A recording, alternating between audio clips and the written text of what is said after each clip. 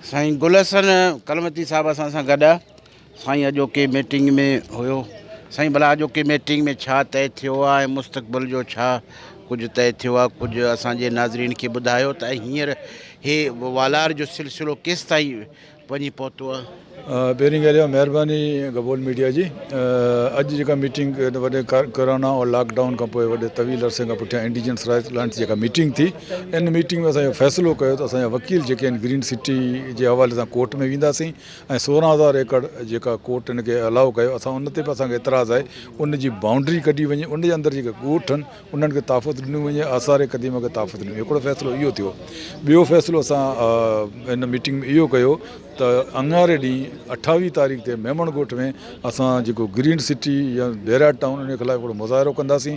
सभिनी असां सिंध परस दोस्तनि खे अपील था करियूं त उहे हिन मुज़ाहिरे में ज़रूरु शरीक थियनि।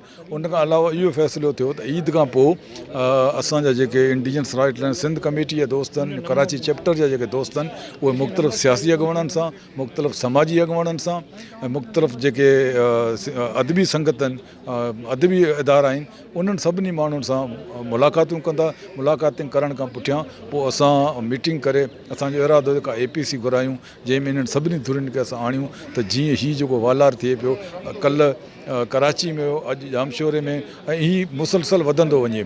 गंजे टकर ते बि हिनखे जेके 500 एकड़ ॾिना विया आहिनि। अहिड़े नमूने हीउ मुसलसल वधे पियो। इहा सॼी जेका कोस्ट वारी एरिया आहे, सॼो कोस्तान आहे, हीउ खणी वेंदो। इन जे लाइ असांखे उथिणो पवंदो, उथिणो पवंदो।